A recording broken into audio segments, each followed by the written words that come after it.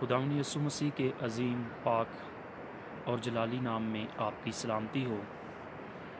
شکر گزار ہوں خداوند یسوع مسیح کا آج پھر اس وقت کے لیے جو اس نے میری زندگی کے اندر بخشا۔ آج میں جس عنوان پر بات کرنے والا ہوں وہ ہے تابع فرمانی۔ تابع فرمانی کے تعلق سے بات کرنا چاہتا ہوں۔ روت پہلا باب جب اس کی پہلی آیت سے 8ویں آیت تک پڑھتے ہیں تو آپ سب اس سٹوری سے واقف ہیں۔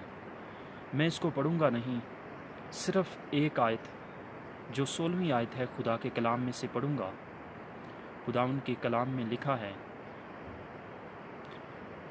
تب اس نے کہا کہ تو مجھے یہ نہ کہہ کہ میں تجھے چھوڑوں یا تیرے پیچھے سے چلی جاؤں، کیونکہ جہاں تو رہے گی میں رہوں گی، جہاں تو جائے گی میں جاؤں گی، تیرے لوگ میرے لوگ ہوں گے اور تیرا خدا میرا خدا ہوگا۔ کتاب مقدس کا پڑھا، سنا، سمجھا اور قبول کیا جانا ہم سبوں کے لیے باعث سے برکت ہو۔ خدا کا شکر ہو۔ خداوند یسوع مسیح میں میرے عزیزو، تابع فرمانی کے تعلق سے میں بات کر رہا ہوں۔ تابع فرمانی کی اسپرٹ جو ہے یہ ترقی کی اسپرٹ ہے۔ تابع فرمانی کی اسپرٹ جو ہے یہ بڑھوتری کی اسپرٹ ہے۔ تابع فرمانی کی اسپرٹ جو ہے یہ خوشحالی کی اسپرٹ ہے اور یہ بڑھوتری کی اسپرٹ ہے۔ عزیزو، آپ جانتے ہیں کہ روت اور اس کی جیٹھانی یہ نومی جو ہے اس کی دونوں بہویں ہیں، اور نومی کا شوہر مر گیا اور پھر اس کے دونوں بیٹے اور اس کی یہ دو بہویں جو ہیں یہ رہ گئیں۔ اس کے دونوں بیٹے بھی مر گئے اور اس کے بعد اس کی دونوں بہویں جو ہیں یہ اس کے پاس ہوتی ہیں، اور نومی اس کو کہتی ہے کہ تم اپنے اپنے کنبے میں واپس لوٹ جاؤ، اپنے اپنے خاندان میں، اپنے لوگوں میں، اپنے دیوتاؤں میں واپس چلی جاؤ۔ لیکن جو روت کی جٹھانی ہے وہ واپس چلی گئی اپنے خاندان کے اندر، لیکن نومی اس کے پاس ہی رہی اور وہ اس کے پاس رہی اور وہ واپس نہیں گئی۔ اس نے کہا کہ تو یہ خیال مت کر کہ میں تجھے چھوڑوں یا تیرے پیچھے سے چلی جاؤں۔ اس نے کہا کہ جہاں تو رہے گی میں رہوں گی اور جہاں تو جائے گی میں جاؤں گی۔ اس نے کہا کہ تیرا خدا میرا خدا ہوگا۔ ہاللیلویہ، کیسی عظیم بات ہے۔ اس نے کہا کہ تیرے لوگ میرے لوگ ہوں گے۔ اس نے کہا کہ تیرا خدا میرا خدا ہوگا۔ اگرچہ وہ دیوی دیوتاؤں کو ماننے والے تھے، اس کا جو بیک گراؤنڈ ہے، لیکن اس نے یہوہ خدا کو قبول کر لیا۔ اس نے نومی کے خدا کو اپنا خدا مان لیا اور اس نے اس کو تسلیم کر لیا کہ تیرا خدا میرا خدا ہوگا۔ اگرچہ یہ دیکھنے میں تو اس طرح لگتا ہے کہ شاید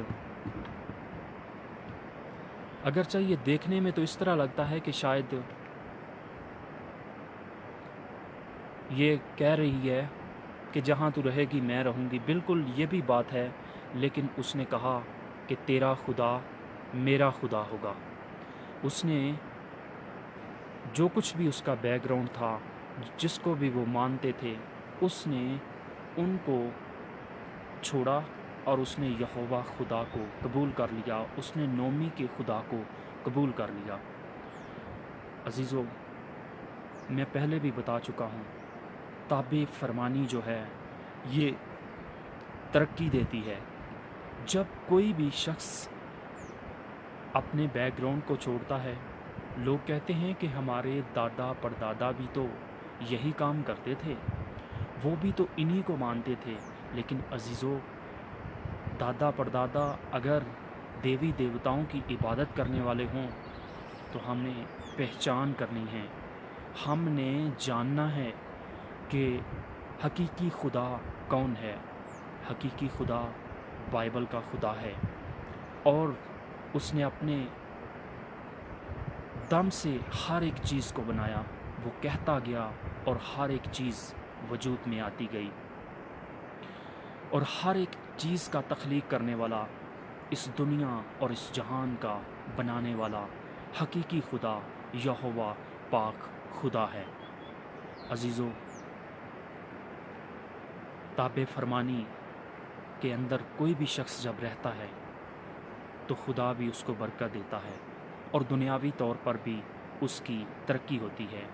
लेकिन आज घरानों के अंदर जब हम देखते हैं, जब अपने ख़ानदानों के अंदर, अपने घरानों के अंदर हम देखें तो गौर करें और जांचें, सास और बहू के अंदर क्या ताबे फरमानी है? सास और बहू के अंदर किस तरह उनकी मुखालफत सास क्या अपने बहू की ताबे के अंदर है, उसकी ताबे फरमानी करती है? नहीं है। बेटा बाप के ताबे है? ऐसा नहीं है।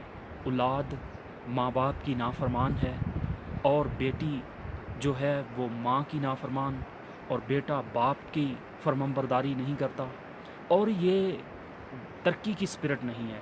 इसीलिए ख़ानदानों के अंदर झगड़ा रगड़ा रहता है। इसीलिए ख़ानदान तरक्की नहीं करते। किसी भी घर के अंदर जब झगड़ा रगड़ा रहता है तो अजीज़ों तरक्की नहीं होती। तरक्की के लिए, बढ़ोतरी के लिए ताबे फरमानी बहुत ज़रूरी है। कोई भी शख्स किसी कंपनी में या किसी इदारे में जब काम करता है तो वो अपने बॉस के, अपने मालिक के ताबे रहता है। अगर वो ताबे ना रहे तो फिर तरक्की नहीं होती, तो फिर दुनियावी तौर पर उसकी तरक्की नहीं होती। और कलाम भी कहता है कि नौकरों अपने मालिकों के ताबे रहो। और अगर हम ताबे नहीं रहेंगे तो सैलरी नहीं बढ़ेगी और तरक्की नहीं होगी। और यीशु मसीह के ताल्लुक़ से भी है कि उसने बाप की ताबेदारी की, बाप की फरमाबरदारी की, और जो हुक्म बाप ने उसको दिया था उसने उसको पूरा किया, और उस काम को मुकम्मल करके वो किबरिया की दाहिनी तरफ जा बैठा। अगर मसीह खुदावन बाप की फरमाबरदारी ना करता तो वो दुनिया का नजात दहिंदा ना होता। मसीह खुदावन ने जिस मकसद के लिए दुनिया के अंदर आए थे उसने बाप की फरमाबरदारी की। उसने कहा कि मेरी नहीं बल्कि तेरी मर्ज़ी पूरी हो। उसने बाप की मर्ज़ी को पूरा किया और बाप की फरमाबरदारी के अंदर रहकर उसने पूरे काम को पाया तकमील तक पहुंचाया। और रूथ जो है ये अपनी सास के साथ लिपटी रही, और रूथ की शादी नोमी के रिश्तेदार बोयज़ के साथ हुई, और लिखा है कि बोयज़ से उबैद पैदा हुआ, उबैद से यस्सी पैदा हुआ, और यस्सी से दाऊद बादशाह पैदा हुआ। और जब रूथ नोमी के साथ जुड़ी रही तो फिर हम देखते हैं कि उसकी तरक्की हुई, उसकी खुशहाली को हम देखते हैं। लेकिन जो उसकी जेठानी छोड़ गई उसको, तो फिर हम देखते हैं कि उसकी जेठानी ने जब उसको छोड़ा तो हम देखते हैं कि उसका नाम बाइबल के अंदर इससे आगे नहीं मिलता। अजीज़ों, मैं आपको बताना चाहता हूँ किताबे फरमानी की स्पिरिट बढ़ोतरी की स्पिरिट है, तरक्की की स्पिरिट है। और अगर हमारे घरानों, ख़ानदानों के अंदर भी तरक्की और बढ़ोतरी आप चाहते हैं कि तरक्की हो, तो फिर अजीज़ों अपने आप को खुदा के ताबे कर दें, खुदा के अहकामात की पैरवी करें, और खुदावन यीशु मसीह को शख्सी निजात दहिंदा कबूल कर लें। खुदावन आपको बरकत दे। आमीन।